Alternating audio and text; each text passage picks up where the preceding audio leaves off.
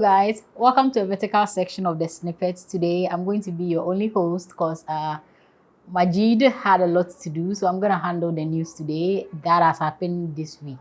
And so on the first trending topic is President Mahama has handed 40 fleets of armor cars to the Ghana Police Service to help improve their operation. And so if you want to be a Kubolo out there, get ready. The Ghana Police has also turned into a military zone. And so and this is what the president himself stated whilst doing the handing over. He stated that to those disturbing the peace of our nations through robbery, organized crime, illegal arms, or gang activities, the message is simple. The state is ready to deal decisively with you. Bam. These are not my words. These are the words of the president of the Republic of Ghana.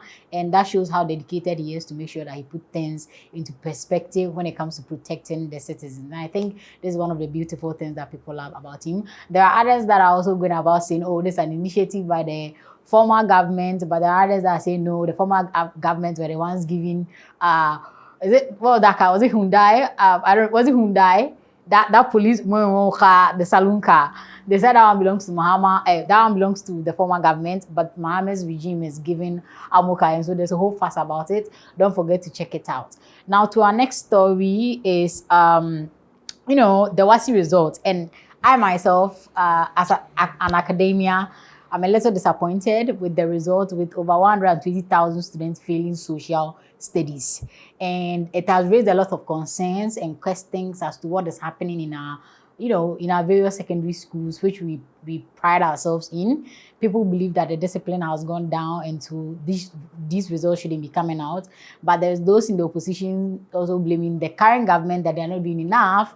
And the current government says, especially from the Minister of Education, Dr. Haruna, is saying that he doesn't understand why when the students are doing well, we say it's the students that are doing well, but when the students are performing bad, we tend to say it's the government. Meanwhile, we're supposed to look internally and try and fix the problem. And so let us know what you think, what caused a lot of students to fail social studies, even more than COMAT. I was stunned because I saw the social studies questions. And so I'm like, was it deviation? Is it that they didn't understand the questions? Is it that they were so mundane, or they are like familiarity threat? They thought they could pass it without putting in any effort. And so there are lots of questions that needs to be asked, and so we are curious about it. And so we hope that going forward, the rest of the results and the rest of the exams, will be conducted appropriately. And the president also believed that teachers and students are conniving to, pass the exams and make a facade through their mock, and they think they'll have it easy. So it's not going to be that way. So we need to set up, our students need to set up, and we need to encourage them to do well and do well next time. And so that's our second story. Our third story has to do with the whole popular Kumasi and Accra Expressway, which are making waves.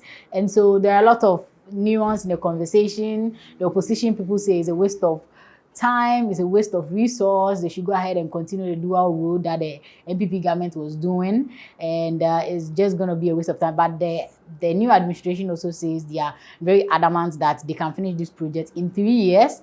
It's going to help government generate a lot of work opportunities, also create job opportunities, and also reduce the commuting time from Accra to Kumasi to about 2 hours. And so they think it's an opportunity that can drive into a lot of the agricultural towns, which they think will create a lot of opportunity and exposure, increase tourism, help them provide jobs for these surrounding areas. Meanwhile, the other dual road from Amasaman Street to Nkoko, and the other route can also serve as an option for both travelers. So it's very essential. And I think quite a number of Ghanaians have raised a lot of concern and interest because they think it's a very good initiative. A number of people think it's a very good initiative. Others do think it's a waste of resources. So let us know what you think on this very story, and then we'll do well to follow up on that too as well. To our third story, right? Our fourth story has to do with the Northern Region raid.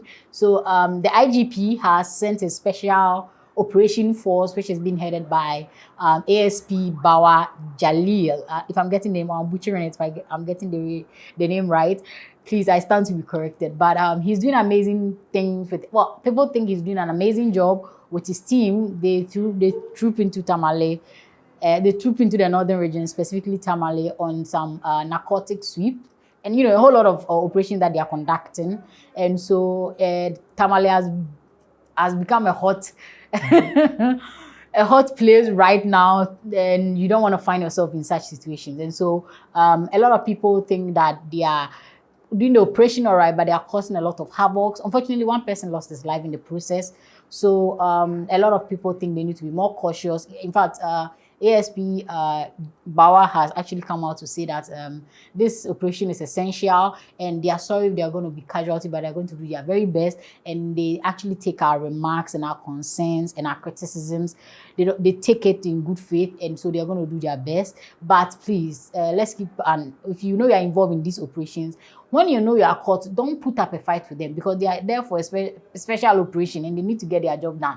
That's the warning that they are sounding to everybody else in the region. So that's the fourth story in the Tamale. Do let us know what your thoughts are in the comment section.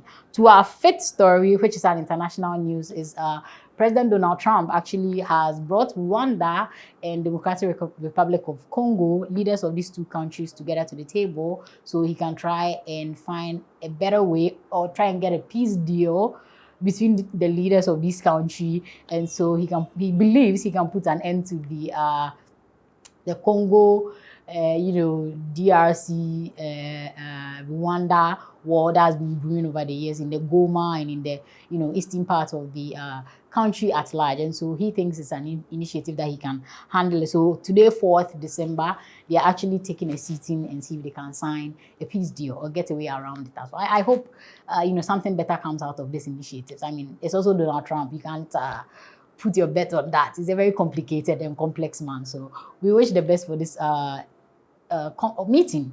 Okay, we wish the best from this meeting as well as Ghanaians and Africans at large. And to our last story, so President Putin also was supposed to sign a concluding war deal or a peace deal with Ukraine, but he seems that after reading the proposal that was presented to him, he thinks he find a lot of items in the proposal that he disagrees with, and so he and US do not see eye to eye on a lot of issues. Even though there are still speculations that he thinks he wants to take charge of all the eastern part of Ukraine that he and his troops have conquered so far. I don't know how that's gonna. Ukraine is not also willing to give up those parts of the country, and so it's been back and forth, Europe, Russia, US, Europe, Russia trio conversation. And so let us know what you also think on that international front. Lastly, Israel is also dropping bombs on Gaza and Lebanon. It's also another new developing, okay, I can't say developing story because we know much about it. And so, yeah, that's currently what's still happening. They've revived the fight again, and as usual, here on Snippets, we will bring you the newest updates, just as we like doing. If there's any story you would also like us to know, don't forget to add it in the comment section. We'll see you next time. It's a wrap for today. Bye.